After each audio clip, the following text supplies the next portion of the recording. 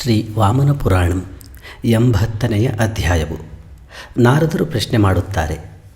ಬ್ರಾಹ್ಮಣೋತ್ತಮನೇ, ಪುರೂರವನು ಶ್ರೀಪತಿಯಾದ ರೂಪೇಶ್ವರನನ್ನು ನಕ್ಷತ್ರ ಪುರುಷರೊಡನೆ ಹೇಗೆ ಆರಾಧಿಸಿದನು ಎಂಬುದನ್ನು ಹೇಳಬೇಕೆಂದು ಪ್ರಶ್ನೆ ಮಾಡಲು ಪುಲಸ್ತ್ಯರು ಹೇಳುತ್ತಾರೆ. ರೂಪಧಾರಿಯಾದ ಆ ದೇವನ ಯಾವ ಯಾವ ಅವಯವಗಳು ನಕ್ಷತ್ರಗಳಿಗೆ ಆಶ್ರಯವಾಗಿವೆ ಎಂಬುದನ್ನು ಹೇಳುತ್ತೇನೆ, ಕೇಳು. ಇದರಿಂದ ಆ ನಕ್ಷತ್ರ ಪುರುಷ ವ್ರತವನ್ನು ಹೇಳಿದಂತಾಗುತ್ತದೆ. ಮೂಲ ನಕ್ಷತ್ರವು ರೂಪಧಾರಿಯಾದ ಆ ವಿಷ್ಣುವಿನ ಪಾದಗಳಲ್ಲಿಯೂ, ರೋಹಿಣಿ ನಕ್ಷತ್ರವು ಮೊಣಕಾಲುಗಳಲ್ಲಿಯೂ, ಅಶ್ವಿನಿಯು ಕತ್ತಿನಿಂದ ಕೆಳಭಾಗದ ದೇಹದಲ್ಲಿಯೂ ಆಶ್ರಯಿಸಿವೆ. ಆಷಾಢದ್ವಯವು ಕಟಿಯ ಮೇಲ್ಭಾಗವನ್ನು ಆಶ್ರಯಿಸಿದೆ.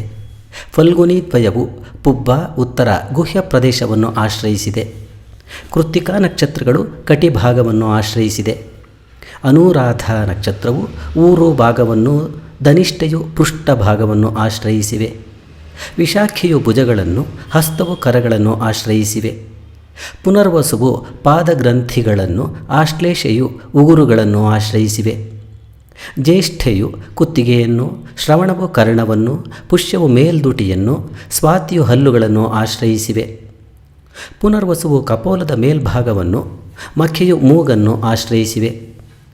ರೋಹಿಣಿ ಮತ್ತು ಅಭಿಜಿತ್ ಇವು ನೇತ್ರಯುಗ್ಮವನ್ನು, ಅರಿದ್ಧ ನಕ್ಷತ್ರವು ಕೇಶಗಳನ್ನು ಆಶ್ರಯಿಸಿವೆ.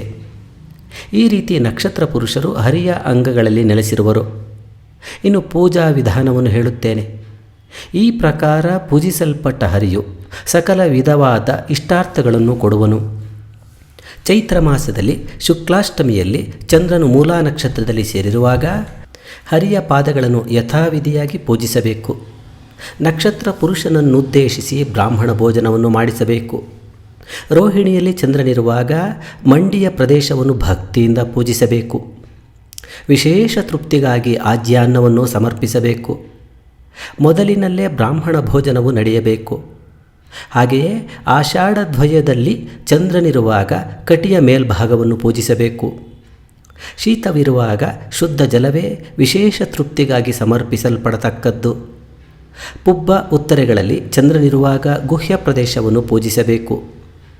ವಿಶೇಷ ತೃಪ್ತಿಗಾಗಿ ಹಸುವಿನ ಹಾಲನ್ನು ಸಮರ್ಪಿಸಿ ಬ್ರಾಹ್ಮಣ ಭೋಜನವನ್ನು ಮಾಡಿಸಬೇಕು.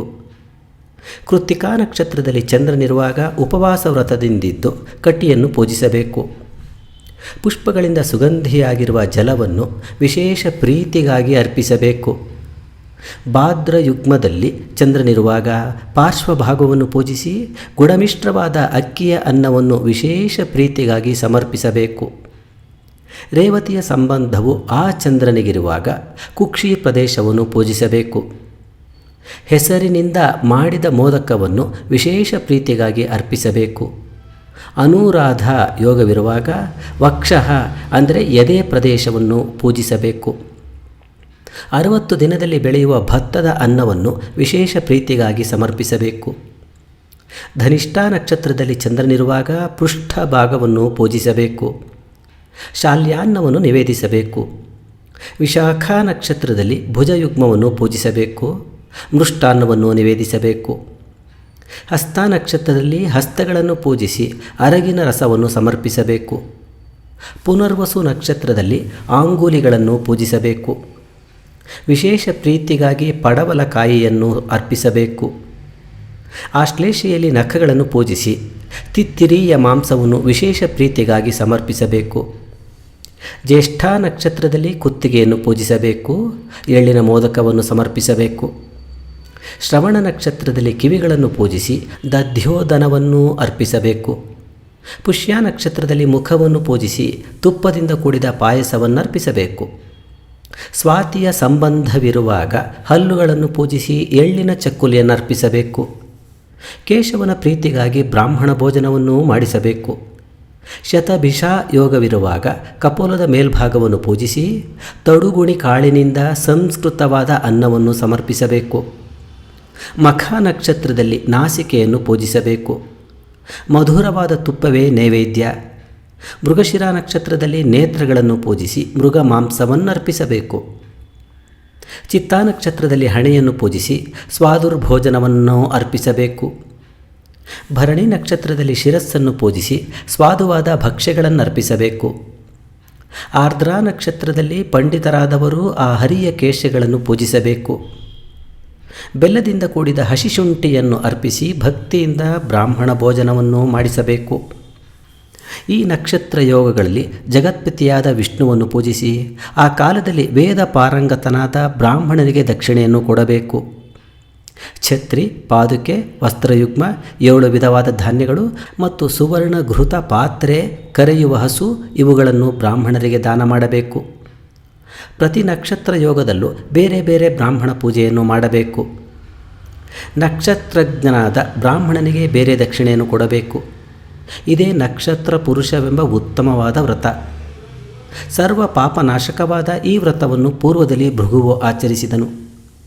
ಆ ಪ್ರಭುವಿನ ಅಂಗೋಪಾಂಗಗಳನ್ನು ಇಲ್ಲಿ ಹೇಳುವ ವಿಧಾನಕ್ಕೆ ತಕ್ಕಂತೆ ಪೂಜಿಸಿದಲ್ಲಿ ಸ್ವರೂಪವುಳ್ಳ ಅಂಗೋಪಾಂಗಗಳು ಉಂಟಾಗುತ್ತವೆ.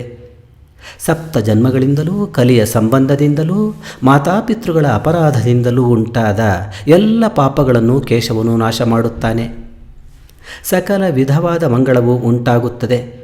ಉತ್ತಮವಾದ ದೇಹಾರೋಗ್ಯವೂ ಮನಪ್ರೀತಿಯೂ ಸ್ವರೂಪವೂ ಅವನಿಗೆ ಉಂಟಾಗುತ್ತದೆ. ಹೀಗೆ ನಕ್ಷತ್ರ ಪುರುಷ ರೂಪನಾಗಿ ಪೂಜಿಸಲ್ಪಟ್ಟ ಆ ಜಗತ್ಪತಿಯು ವಾಂಗ್ಮಾಧುರ್ಯವನ್ನು, ದೇಹಕಾಂತಿಯನ್ನು, ಅಭಿಮತವಾದ ಇತರ ಫಲಗಳನ್ನು ಕೊಡುವನು. ಈ ನಕ್ಷತ್ರಗಳಲ್ಲಿ ಕ್ರಮವಾಗಿ ಉಪವಾಸವನ್ನು ಮಾಡಿ ಪೂಜ್ಯಳಾದ ಅರುಂಧತಿಯು ಪ್ರಖ್ಯಾತಿ ಪಡೆದಳು. ಅದಿತಿಯೂ ಸಹ ನಕ್ಷತ್ರಾಂಗನಾದ ಈ ಜನಾರ್ದನನನ್ನೇ ಆರಾಧಿಸಿ ರೈವತದಲ್ಲಿ ಸ್ವರೂಪನಾದ ಪುತ್ರನನ್ನು ಪಡೆದಳು. ಈ ವ್ರತದಿಂದಲೇ ರಂಭೆಯು ರೂಪವನ್ನು, ತಿಲೋತ್ತಮೆಯು ವಾಂಗ್ಮಾಧುರ್ಯವನ್ನು ಹೊಂದಿದರು. ಪುರೂರವನು ಸಹ ಚಂದ್ರನಂತೆ ರಮ್ಯವಾದ ಕಾಂತಿಯನ್ನು, ರಾಜ್ಯವನ್ನು ಹೊಂದಿದನು. ಈ ವಿಧಾನದಿಂದ ರೂಪಧಾರಿಯಾದ ಜನಾರ್ದನನನ್ನು ನಕ್ಷತ್ರ ಪುರುಷನನ್ನಾಗಿ ಭಾವಿಸಿ ಯಾರು ಪೂಜಿಸುವರೋ ಅವರೆಲ್ಲರೂ ತಮ್ಮ ಇಷ್ಟಾರ್ಥವನ್ನು ಹೊಂದಿದ್ದಾರೆ. ಈ ರೀತಿ ಪವಿತ್ರವಾಗಿಯೂ ಪುರುಷರಿಗೆ ಶುಭ, ಆರೋಗ್ಯ, ಯಶಸ್ಸು ಮುಂತಾದವನ್ನುಂಟು ಮಾಡುವುದಾಗಿಯೂ ಇರುವ ನಕ್ಷತ್ರ ಪುರುಷ ವಿಧಾನವನ್ನು ಪ್ರಹ್ಲಾದನ ಪುಣ್ಯಕರವಾದ ಈ ತೀರ್ಥಯಾತ್ರಾ ಪ್ರಸಂಗದಲ್ಲಿ ನೀನು ಕೇಳಿದ್ದಾಯಿತು. ಇಂತೂ ಶ್ರೀ ವಾಮನ ಪುರಾಣದ ವಾಮನ ಪ್ರಾದುರ್ಭಾವದಲ್ಲಿ ಪ್ರಹ್ಲಾದ ತೀರ್ಥಯಾತ್ರೆಯಲ್ಲಿ ನಕ್ಷತ್ರ ಪುರುಷನೆಂಬ 80ನೆಯ ಅಧ್ಯಾಯವೂ ಸಮಾಪ್ತವಾದುದು. ಶ್ರೀರಸ್ತು.